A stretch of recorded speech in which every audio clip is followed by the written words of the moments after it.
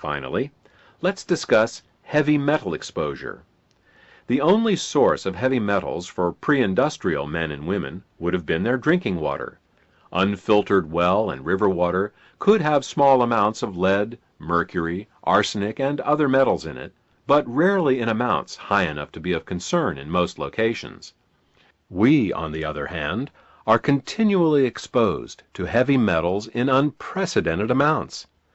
It is estimated that we will eat 1/3 of a teaspoon of mercury, 1 teaspoon of arsenic, 1 teaspoon of lead, 1 teaspoon of nickel, and over 3 pounds of aluminum in our lifetime.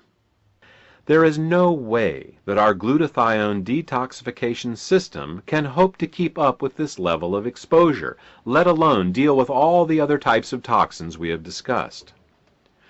What we need to do is to find a way to support our overwhelmed glutathione detoxification pathway so it can get these toxins out of our bodies. To support the glutathione detoxification pathway in our bodies, we have to do two things. We have to increase the amount of glutathione in our bodies, and we also have to increase the levels of glutathione S-transferase, the enzyme that the glutathione works with. Let's look at increasing the glutathione first. Glutathione is a tripeptide protein and is made up of the amino acids cysteine, glutamic acid, and glycine. It is made in every cell in the body, and in addition to its job in detoxification, it is one of the body's most important antioxidants. Because of its tripeptide structure, oral supplementation of glutathione just doesn't work. When taken orally, glutathione is simply digested into its original amino acid building blocks, just as any other protein would be. This is precisely why the glutathione given in a hospital emergency room for acute poisonings is given intravenously. Glutathione simply can't make it through the digestion process intact. Another method to increase glutathione is to take additional cysteine, glycine, and glutamic acids, but there is no guarantee that they will make glutathione, since there are many other uses for these amino acids that compete with glutathione production for their use. Fortunately, there is another option. Glutathione can also be given by suppository. Since there are no digestive enzymes or acids in the colon to break the glutathione down, administered rectally, glutathione enters the body fully intact. Taking intravenous glutathione is invasive, time-consuming, and requires a medical professional to administer. Glutathione suppositories can be easily taken at home by anyone. Okay, that takes care of glutathione.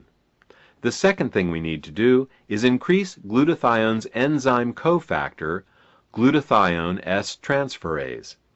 It's the glutathione S-transferase that actually attaches the glutathione to the toxins. Without this enzyme, the glutathione simply won't work. So, we know how to increase glutathione. The question that remains is, how can we increase the glutathione S-transferase? The answer, surprisingly, is coffee.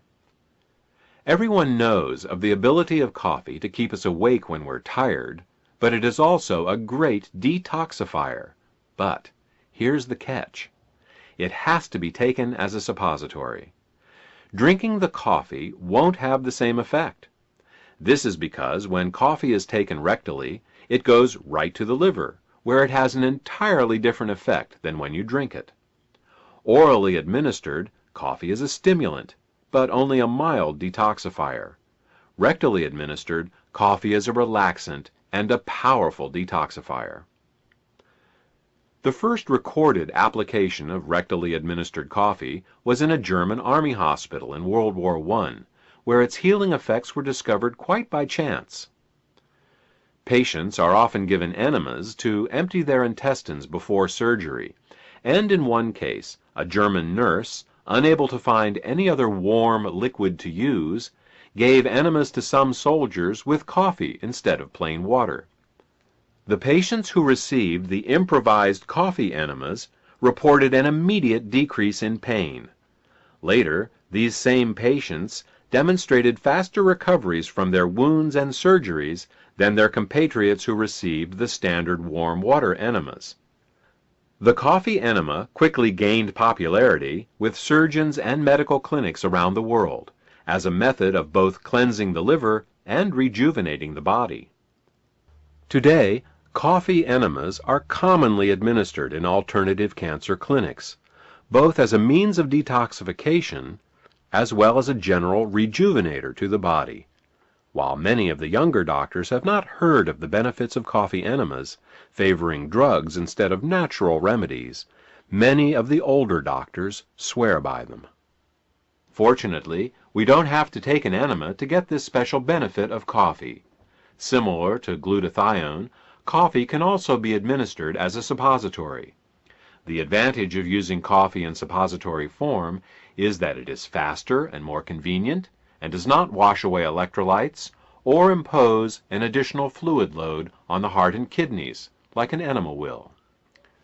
To this end, we have created Xenoplex suppositories. Xenoplex suppositories contain both glutathione as well as organic coffee extract. The glutathione in Xenoplex is delivered intact right to the body, and the coffee extract helps raise the glutathione S-transferase levels at the same time. Using these two ingredients together, you can literally supercharge your body's detoxification system. Our body has the ability to detoxify itself, provided we support it properly. Yes, we live in toxic times, but we don't have to live in toxic bodies.